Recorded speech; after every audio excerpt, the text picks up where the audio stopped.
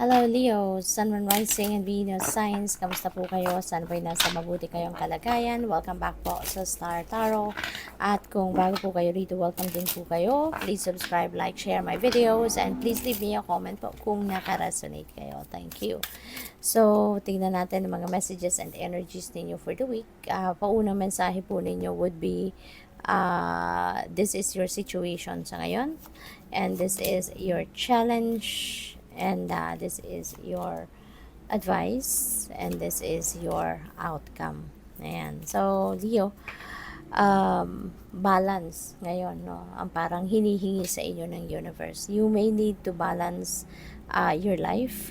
Baka may mga sitwasyon dito na alam mo yun, baka nanineglect ninyo, may other areas of life dito na hindi ninyo masyadong napapansin sa ngayon because maybe you are too focused on just one or couple areas of life, no? Kaya medyo siguro pwede kasi pag may imbalances kasi Leo sa buhay, merong magmamanifest na ano dyan, na problema.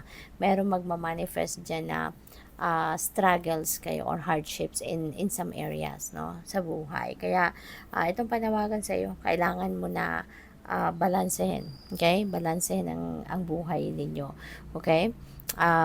We also have a challenge na 7 of Cups. So, siguro, maraming choices dito ang kinakaharap ninyo.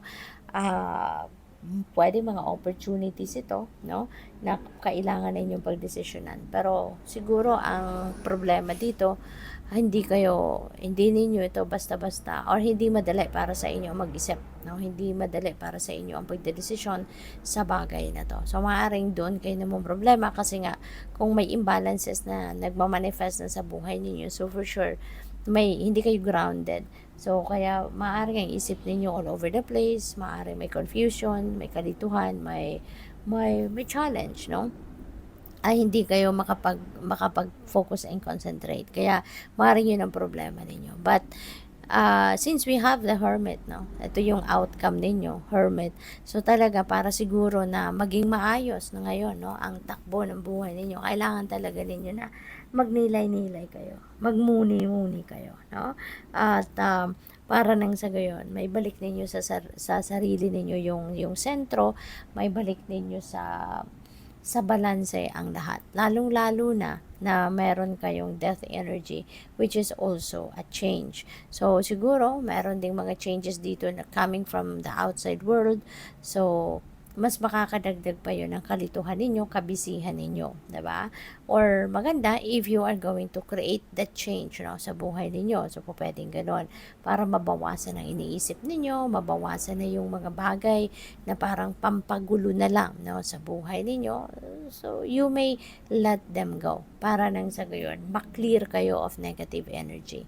Kasi kung ano man ito na mga parte pa ng buhay ninyo na alam mong alam mo yung parang pampagulo na lang, alam mong hindi naman ito nakakatulong, that's not going to help your situation get better kung nandiyan pa rin yan sa buhay ninyo. Kaya, in order for you to welcome newness, in order for you to welcome new beautiful situations, a positive situations, tanggalin mo na, no? Tanggalin mo na yung mga bagay, sitwasyon, or even tao na hindi naman na talaga nakakasuporta sa'yo, ay hindi naman nakakatulong na sa inyo. Okay? Kaya nga, kailangan mo na magmuni-muni kayo. Kailangan mo na mag-assess kayo ng mga nangyayari sa buhay mo so that you'd be able to see, 'di ba, saan kayo nagkukulang, saan kayo nagkakaproblema, ma-figure out niyo bakit kayo nagkakaproblema, 'di ba? What is wrong, no? What is wrong with what you are doing, kumbaga. So kuha tayo ng clarifiers, no? And salamat sa suporta ninyo sa aking channel. Salamat po for being here, and salamat sa mga nagdo-donate. Salamat din sa mga hindi nag-skip ng ads, no? Thank you. At channel memberships ko po bukas na. So kung interesado kayo mag-join, so just look it up. So, yung Queen of Swords ninyo, ito yung clarifier ng inyong temperance. So, you need to be honest with yourself. You need to be authentic sa sarili ninyo. Kung ano yung kung ano yung sa tingin ninyo ang makakabuti at yun ang naiisip ninyo, yun ang nararamdaman ninyo. Yun ang sabihin ninyo, express it. Okay? Huwag kayong magdalawang isip na iparating sa mga tao na nangangailangan, no? Na malaman kung anong saloobin mo, anong nararamdaman mo. Iparating mo yun sa kanila. Kasi maaring makakatulong, no? Na magkaroon ng clear direction ngayon ang buhay ninyo, kung ano yung ipaprioritize, ano yung mga dapat na unahin, 'di ba? If you will be able to say, 'di ba? May paparating mo sa mga taong involved dito na pwedeng makatulong sa iyo na maging maayos ang takbo ng buhay ninyo sa kung ano-anong area, 'di ba? Sa Seven of Cups, we have Ten of Pentacles. Ayan. So, siguro, baka pwedeng makatulong dito yung inyong pamilya. No? Maaaring yung pamilya ninyo are the people, no, that will be willing to help you na magkaroon kayo ng clear direction, na magkaroon kayo ng mas magaan na pagmamanage ng mga kaganapan sa buhay ninyo rito. So, maybe you just need to reach out to your family. Maybe you just need to tell them as well, no? Talaga magiging honest dapat kayo ngayon sa pagkikipag-communicate, no? Para kung ano man yung mabigat na dinadala ninyo, ano man yung nahihirapan kayo na point sa buhay ninyo, paano din nila malalaman if you're not going to say anything, 'di ba? You can't expect them to help you kung hindi rin naman nila alam anong problema mo, 'di ba? Hindi naman lalo na kung busy din sila, 'di ba? So, mabuti na lang kung nakatutok sila sa iyo, na nakikita nila kung ano yung discomfort na nararamdaman mo, na nararanasan mo, then they would be able to figure out at least na may problema, 'di ba? Paano kung hindi, 'di ba? Paano kung meron din silang kanya-kanyang problemang inaasikaso, 'di ba? Kaya kailangan mo maging honest ka. Kailangan mo na mag-express na kung ano ang totoo mo nararamdaman, ano nangyayari sa iyo, 'di ba? Ano laman ng isipan mo. So, tell them, okay? So, sa death energy, we have judgment, no? And this is definitely a rebirth. Kasi si death energy is transformation, pagbabago, 'di ba? Shedding of old skin, 'yun ang sitwasyon.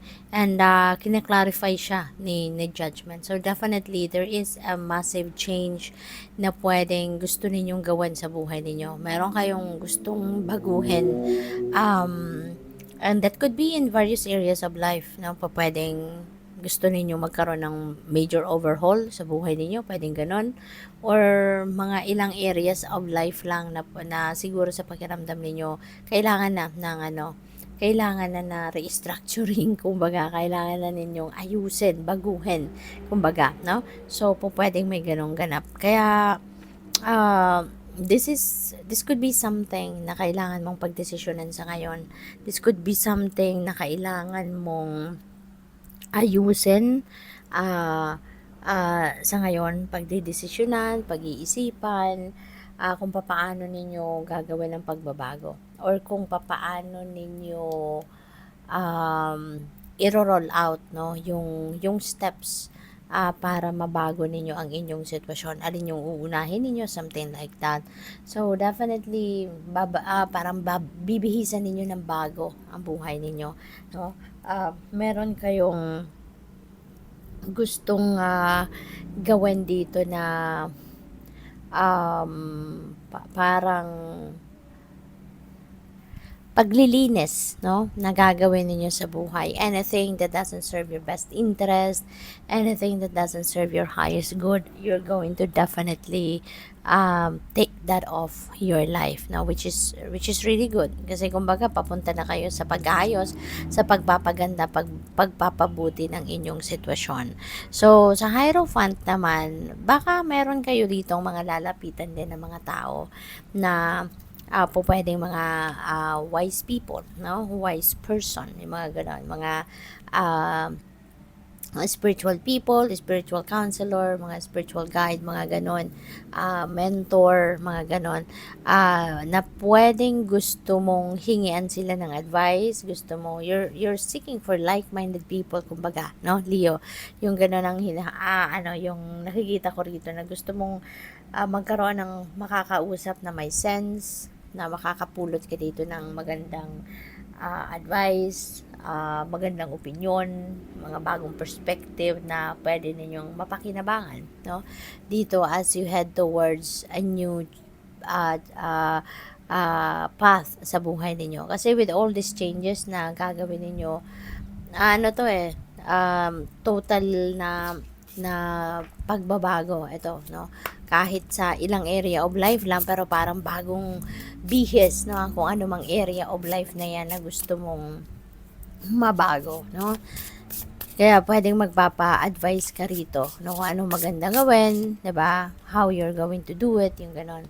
So moving up, career is on the rise, new offers and opportunities. Meron din salary increase na paparating. So papunta kayo dito sa pag-asenso, no? Pagdating sa inyong karera, sa inyong trabaho, meron mga bagong oportunidad na dadating. Meron bagong papasok, no, na opportunity na pwedeng maghatid sa inyo ng pagle-level up, no, pagdating sa inyong kaperahan. Kasi 'di ba, kung mas may salary increase, ayan, may mga bagong opportunity na pwedeng kunin ninyo, 'di ba? So for sure, hindi ninyo kukunin yan kung hindi ito pag-asenso, kung hindi ito maghahatid ng progress. Kasi kapag binabago natin ang buhay natin, ang sitwasyon natin, 'di ba? Papunta tayo sa pag-asenso, papunta tayo sa pag-progress. Hindi naman tayo kumukuha ng oportunidad para pabalik, 'di ba? Yung pag-ano natin, yung pagbabago. Kaya maganda to na you are moving up, you are up for change, but you are up for a beautiful change, positive change, papunta kayo sa pag-progress. So, what else? Ayan. So, we have happiness. Magiging masayang-masaya kayo. Kasi dito, sa mga magagandang pangyayari, at ang maganda rito, baka yung opportunity na to, yung career opportunity na to, could be in alignment with your life purpose. Baka ito na, sasabihin na sa'yo ng universe na this is divine timing, no? The timing has come na dapat kayo umasenso na, dapat kayo magkaroon na ng mas marami pang pera, mas marami pang means, so that you can also carry out your life purpose, which is siguro to help other people, diba? With your resources, with the blessings na pwedeng ibibigay sa iyo ng divine universe. Kaya magiging masayang-masaya ka, no? Kasi eto na, no? May mga walang kasing saya, no? Yung mararamdaman mo kapag ikaw ay nagsimula ng mamuhay na ginagawa mo na yung purpose mo sa buhay. So, good luck. Thank you. Tignan natin kung ano pa ang mga mensahe para sa'yo. We have partnership. Ayan, so siguro magkakaroon kayo rito ng partnership. That could be partnership in love, pwede rin na partnership in business, bagong kaibigan, yung mga ganon. At yung partnership na to, no, maganda kung sino man makaka-partner ninyo, sino man dadating sa buhay ninyo, that person is going to help you grow as a person, diba? Siguro soulmate mo to, kaya magiging swak na swak kayo. This person is going to be very supportive and helpful of you, kaya napakaswerte ninyo sa bawat isa, kasi pati ikaw magiging ganun ka din sa kanya. So tingnan natin kung ano pa ang message ninyo, final message na to ni Leo. We have White Witch, be the light. Ayan, so ito na nga, no, siguro yung purpose ninyo, be the light. Ikaw ngayon yung magiging beacon ng mga tao. You're going to be the one inspiring them. You are also going to guide those people find their own light. Magkaroon din sila ng malinaw na direksyon sa buhay, kung ano man ang tatahakin din nila sa buhay nila, no? So good luck. Thank you for watching. Love and light. Namaste.